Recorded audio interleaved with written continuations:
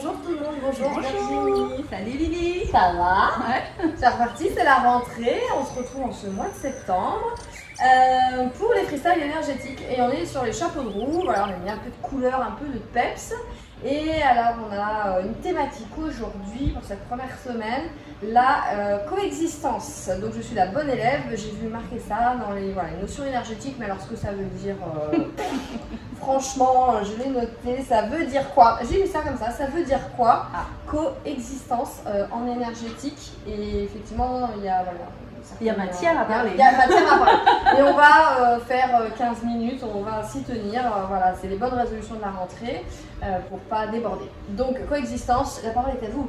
Merci. C'est quoi? Dis-nous tout. Alors, la coexistence, en fait, les gens s'en font parfois tout un film ou alors ils n'ont pas forcément compris le terme, mais c'est en fait faire cohabiter deux choses.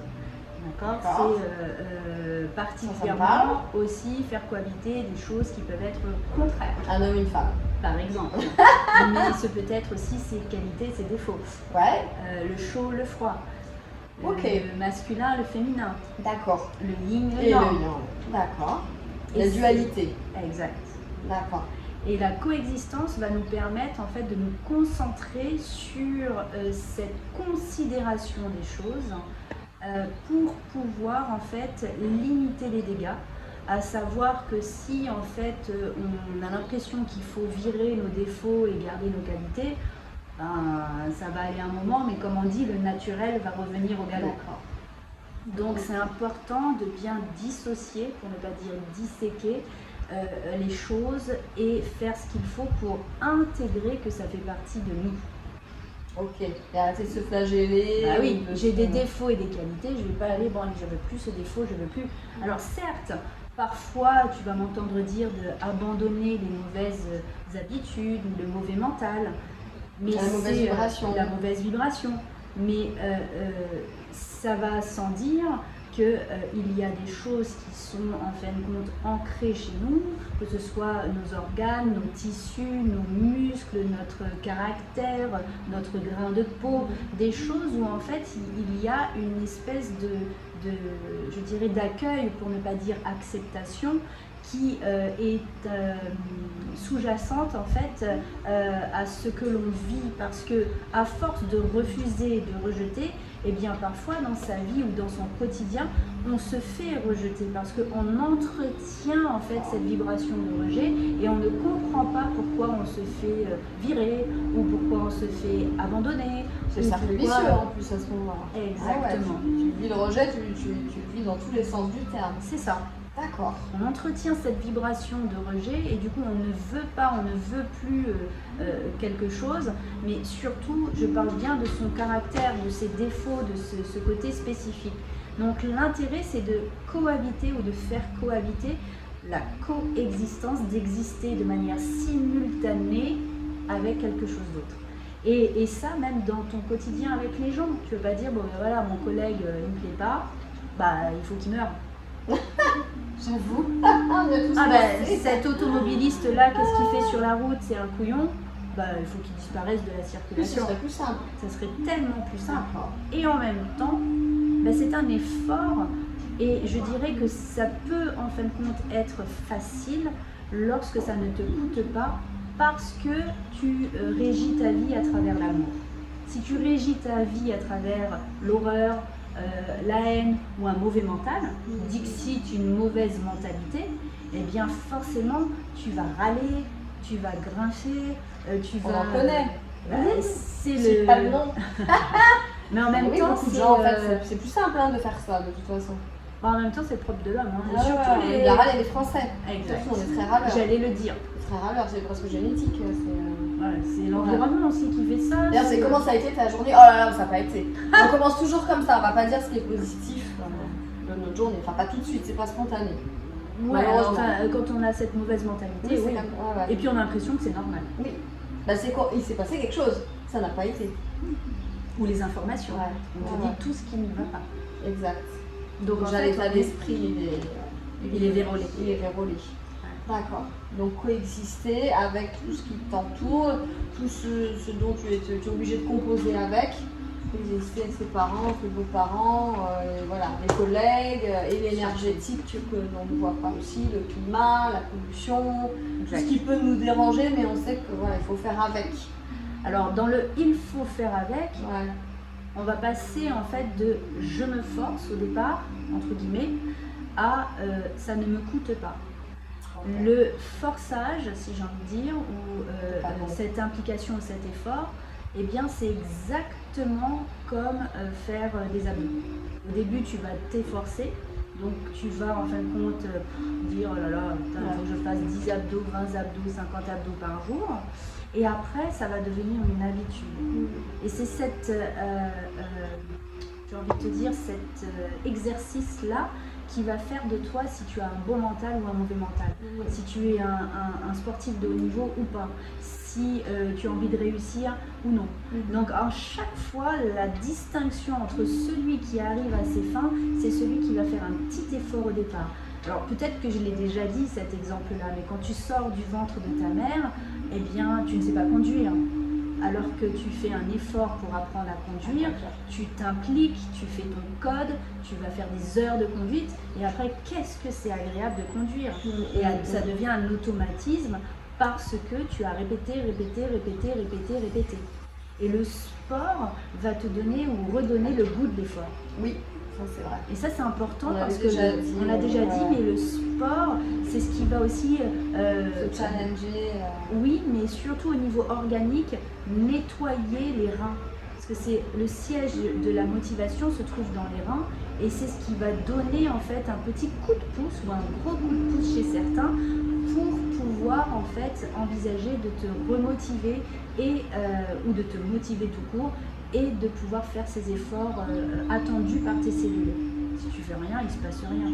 À un moment donné, voilà, je regardais un reportage sur Noah et il disait que lui, dès le départ, il est arrivé tout jeune sur l'Hexagone, mais c'est le travail, mais pas dans le sens où je m'auto-flagelle ou je m'auto-sabote, mais le travail parce que j'ai conscience que, exactement, je veux atteindre cet objectif. Donc contrairement aux autres qui peut-être vont chiller, lui il va travailler, il va s'exercer exactement pour dire, il va s'exercer, s'entraîner, s'entraîner et c'est l'effet cumulé qui va faire la différence. Et c'est pour ça qu'il va sortir du lot et qui, avec une certaine simplicité ou humilité, va vraiment être fair-play quant au fait qu'il peut être capable de dire qu'un Federer, eh bien, il a beaucoup travaillé, ou il s'est beaucoup exercé, ou qu'un Djokovic a beaucoup travaillé, ou s'est beaucoup exercé. Et aujourd'hui, on voit beaucoup de ces joueurs qui ont un mental tellement puissant parce qu'ils ont conscience de cette densité mentale, ils ont conscience de cette coexistence. Je peux gagner, mais je peux perdre. Et là, je vais faire cohabiter deux situations différentes, deux idées différentes, de manière simultanée. Et tu vois, ce qu'on parle à chaque fois dans nos vignettes ou dans notre façon de faire, le point zéro. Mais c'est exactement ça, c'est le point zéro, le rideau en réalité, entre les coulisses et la scène. Eh bien, c'est ce point zéro, cette jonction qui me fait passer du mauvais mental au bon mental. Qui me fait passer du yin au yang, qui me fait passer du masculin au féminin, du chaud au froid. C'est cette jonction infime parfois, mon point zéro, mon point mort en conduite, qui va me donner des ailes pour pouvoir arriver à mes objectifs. Est-ce qu'en énergétique, si notre point zéro, on va dire, il n'existe pas, ou il est mal réglé, ou voilà, il n'est pas à sa place, j'entends dans toutes les dimensions, tu parlais homme-femme, alors imaginons tout ce qui va être effectivement aussi donc, LGBT, etc. Est-ce que cette notion de coexistence, on peut la réguler, la remettre? Oui. Est-ce que c'est parce qu'elle est déréglée ou pas au bon endroit que ça amène après effectivement des turbulences ou des schémas qui ne sont plus dans l'équilibre de la dualité? Parce qu'on a tous une part de féminin et de masculin, mais si on dérègle un petit peu... ça peut jouer. En énergétique, on peut régler. Absolument. régler les choses. Absolument. Si tant est qu'on ait envie et qu'il faille régler, parce que dans l'équilibre de l'univers, c'est peut-être normal aussi qu'il y ait des dérèglements. Alors, comme tout, j'ai envie de dire, rien n'est parfait, mais en même temps, c'est possible de tendre vers l'excellence pour avoir, en fait, si on a l'envie et la volonté, d'arriver en fait à être équilibré. Ce qui est le plus juste en soi, c'est de pouvoir être en cohérence avec soi-même et ses envies.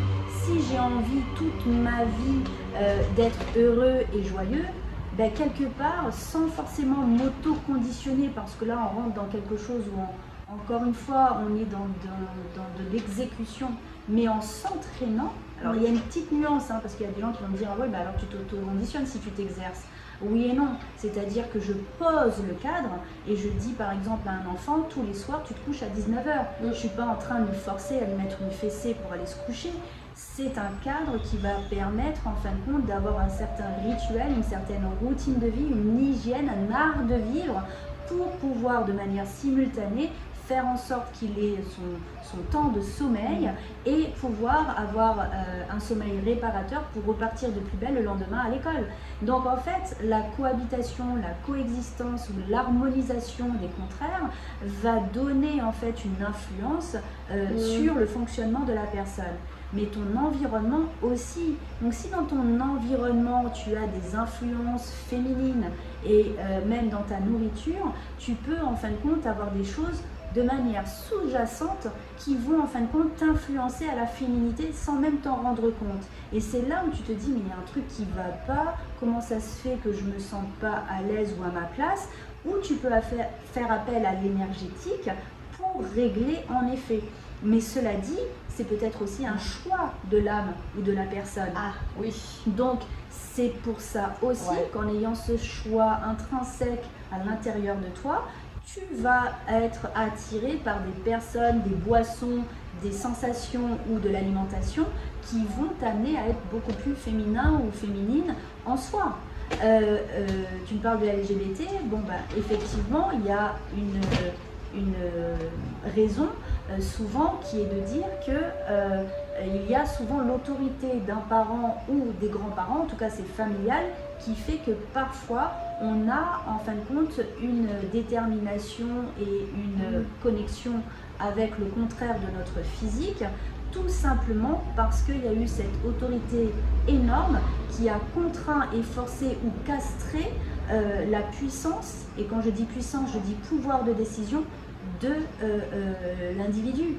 Donc je nais déjà entre guillemets avec un déréglage et qui ne fait pas de moi quelqu'un de vrai ou pas vrai, qui fait juste quelqu'un de moi qui est une projection dans la matière de ce que ma mère a enfanté. Et à ce moment-là, je ne sais pas comment faire, je vais prendre mes repères, etc. Et l'énergétique encore va pouvoir régler. Il est fort probable que cette personne qui a envie en fin de compte de s'auto-régler ou de se régler et apprendre à se régler, va être contente du sort qu'elle a entre guillemets, ou alors au contraire de dire mais pourquoi mes parents m'ont fait ça, ou pourquoi mon âme a choisi ça, et à ce moment-là on va regarder ensemble ce qui est le moins pire, j'ai envie de dire. D'accord, le moins pire pour cette vie-là. C'est ça. D'accord, donc là avec tous les outils que tu as, tu choisis avec la personne ce qu'il y a de meilleur pour elle, pour la remettre dans son propre équilibre. C'est ça. D'accord. Et comprendre comment coexister avec harmoniser les contraires. Alors harmoniser de manière bienveillante, parce que l'harmonie ça peut être harmonieux mais dans la violence aussi. D'accord. Oui, c'est harmonieux, tu as ton pantalon à petits pois et ton haut à rayures. Mais c'est pas non plus. Voilà, c'est harmonieux. Donc c'est bien de préciser, tout est précisé à chaque fois. Voilà, harmonieux, même si on a l'impression que l'harmonisation c'est quelque chose en fait de positif ou constructif.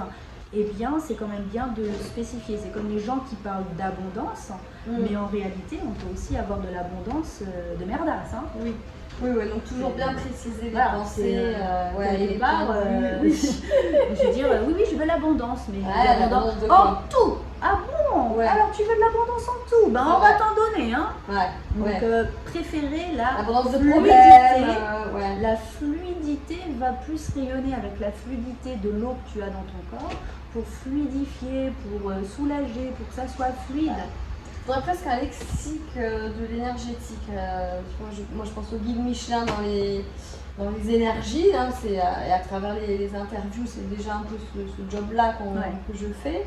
Mais il y a presque un lexique, comme dans le lexique des termes juridiques. Un glossaire. Ouais, un glossaire de chaque mot et de sa signification, de la sémantique, mais de la résonance vibratoire. C'est ça. Comme tu me disais, tu auras terminé là-dessus, mais que parfait, c'est pas pareil que excellent. Ouais. Donc l'évidence. C'est ça. Moi, Ou même, comme on en parlait pas plus tard que ce matin, l'instinct et l'intuition. Et l'intuition, c'est pas pareil. S'il y a des moments où les personnes... Ouais, alors déjà que la communication non violente, c'est poussé, mais après, là, ça devient très très Oui, parce qu'au intéressant. niveau vibratoire, chaque lettre a une vibration. La syntaxe, c'est ça. Exact. Donc il y a un rayonnement. Il y a une langue qui est meilleure que les autres, d'ailleurs, pour ça. J'ai envie de dire que oui, la langue galactique, par exemple. Ouais. LOL. On n'est pas folle. Ils vont se demander. Prochaine thématique, d'ailleurs on va faire des freestyles en langue galactique. Oh. Voilà. Bon bah merci Virginie. Merci. On se retrouve la semaine prochaine pour Un autre thème. Ouais, une prochaine question. Le mois de septembre c'est le mois des questions. Cette fois-ci je vais se former Comme des tu questions. veux. Je suis un peu plus aguerrie donc je pousse, je vais sur des questions. Merci de nous avoir regardés. On vous Merci souhaite à une vous. belle semaine, une belle rentrée. Belle rentrée, Ouais, bon courage. Hein. À bientôt. Bye bye.